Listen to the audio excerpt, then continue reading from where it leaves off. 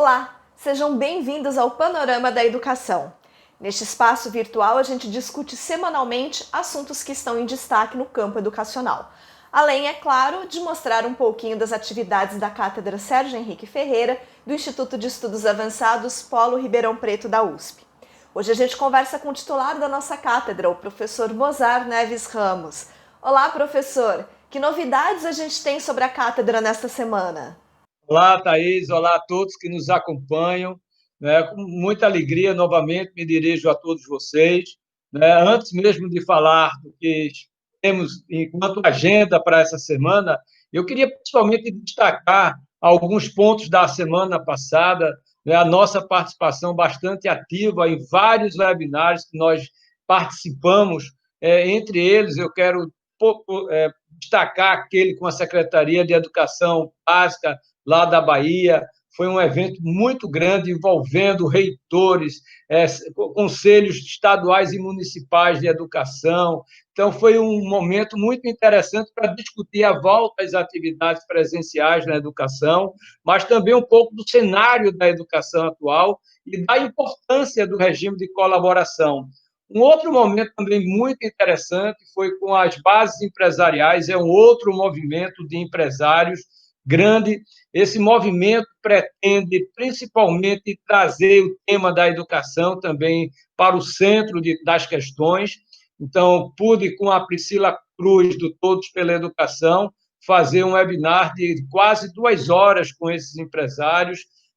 Enfim, também várias entrevistas para a Globo News, para rádios, para a CBN. Então, foi, na verdade, uma semana muito rica, principalmente por conta dessa aproximação, né, do retorno às atividades presenciais. Hoje há uma insegurança ainda muito grande por parte de professores, mas principalmente dos pais. Então, esse debate deve continuar ao longo dessa semana que estamos iniciando também. A gente vai falar sobre a volta às aulas presenciais daqui a pouco, mas antes vamos discutir um outro tema ligado ao cenário nacional. O Conselho Nacional da Educação, do qual o professor Mozart também faz parte, faz a sua primeira reunião nesta semana, já com uma nova composição.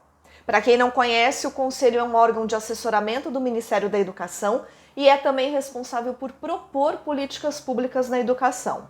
Ele é composto por 24 membros, 11 deles nomeados recentemente pelo presidente Jair Bolsonaro em uma decisão que deixou de fora representantes da rede pública estadual e municipal.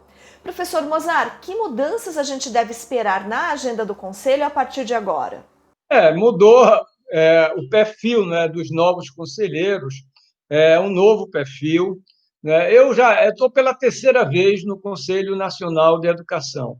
Né? Eu peguei perfis diferentes, mas em todos eles, até aqui, nós sempre tivemos a participação do CONSED e da Undime, que são as entidades que reúnem os secretários estaduais e municipais de educação, respectivamente. É muito importante essa participação, essa representação no CNE, porque, como todos nós sabemos, 80% das matrículas da educação básica estão sob a responsabilidade direta dessas duas entidades. Ora, para poder você fazer pareceres e resoluções que dialoguem com a ponta, é fundamental que a gente tenha essa representação. Isso nos ajuda muito a alinhar as normas, as resoluções, com aquilo que, na prática, nós vamos precisar responder. Mas quem pode melhor nos dizer sobre isso são os secretários. Então, as suas representações, de alguma maneira, nos ajudam a compreender melhor, a trazer a prática e, principalmente, a realidade das escolas para dentro das normas, resoluções e pareceres. Então, vai ser uma lacuna que certamente vamos sentir, né, pela importância que representa o CONSED e a Undime, né, do ponto de vista da educação básica nesse país. Além disso, vamos ter uma agenda bastante complexa nesses próximos 6 meses, para completar o ano 2020. Temos aí a questão ainda das diretrizes curriculares, da educação indígena, quilombolas, que é um tema que também exige um certo conhecimento da prática, Além disso, vamos ter a questão do Sistema Nacional de Educação, que é um tema que estava sendo trabalhado pelo então conselheiro Alessio, que representava a Undime no CNE. Ele, infelizmente, não foi reconduzido, então vamos ter que quem vai trabalhar a relatoria desse processo. Um outro tema muito importante, que era a implementação do novo ensino médio, cujo relator era o Eduardo Deschamps, que foi secretário estadual de Santa Catarina, foi presidente do CONSED e representava a entidade no CNE, e era o relator desta matéria, e que fez um belo trabalho aí com os dois pareceres de volta às atividades não presenciais, fez também um trabalho muito importante de identificação das atividades não presenciais que deveriam ser validadas em termos de carga horária pelas redes e sistemas de ensino, e também Eduardo não foi reconduzido. Essas duas não reconduções, né, causaram surpresas pelo importante trabalho que ambos estavam fazendo. Bom, mas vamos ter que, principalmente, encontrar a melhor solução. Vamos convidar, de qualquer maneira, o CONSED e a Undime para juntos a gente, de alguma maneira, possa trabalhar, mas vai ser uma nova agenda, um novo perfil do CNE, mas nesse período também eu trabalhei com diferentes perfis. O importante é que a gente tenha em mente de servir à educação do Brasil e não servir a interesses corporativos. O Conselho Nacional de Educação é um órgão de Estado, é um órgão que tem que pensar numa visão sistêmica da educação do país, e eu espero que todos se conduzam nessa direção. Pensar o que é melhor para as nossas crianças e jovens, de tal maneira que a gente possa, pelas normas e resoluções, oferecer uma educação de qualidade para todos os brasileiros. E como o senhor mesmo costuma dizer por aqui, professor, educação se faz com diálogo. Então vamos esperar que haja um bom diálogo no Conselho Nacional de Educação. Voltando a falar sobre o retorno às aulas presenciais dentro desse contexto da pandemia de Covid-19 que a gente está vivendo atualmente, o Senado aprovou no dia 27 de julho uma medida provisória que permite às escolas de educação básica contabilizar atividades remotas dentro das 800 horas de aula previstas para o ano letivo, exceto no caso da educação infantil, que ficou isenta de cumprir esse mínimo obrigatório. Eu queria que o senhor comentasse esse assunto, também levando em consideração dois pareceres emitidos pelo Conselho Nacional da Educação, que são os de número 5 e 11, que propõem orientações para o retorno às aulas presenciais. O primeiro parecer ele foi muito importante, o de número 5, elaborado logo no início desse processo da pandemia, onde as redes e sistemas de ensino estavam completamente perdidos, sem uma orientação, coordenação nacional. O Conselho Nacional de Educação puxou para si a responsabilidade, fez um trabalho integrado com o CONSED e o Undime, com os conselhos estaduais e municipais, e elaborou o parecer de número 5, designando, estabelecendo que atividades não presenciais da creche ao ensino médio deveriam ser validadas enquanto carga horária e também incluindo aquelas atividades para o ensino superior. Esse trabalho foi feito pelos conselheiros Eduardo Deschamps e Maria Helena Castro. Esse já foi homologado pelo Ministério da Educação. E agora, mais recentemente, o Conselho Nacional também fez um outro trabalho extremamente importante, que foi dando as diretrizes, as orientações as mais seguras possíveis, principalmente no campo pedagógico, para o retorno das atividades presenciais. Como todos nós sabemos, isso é um grande desafio, porque nós ainda não estamos totalmente seguros da situação. Cada dia aprendemos um pouco mais com a questão da Covid, tem nos ensinado, como a gente costuma dizer, estamos aprendendo da mesma forma que mudamos o pneu com o carro em movimento.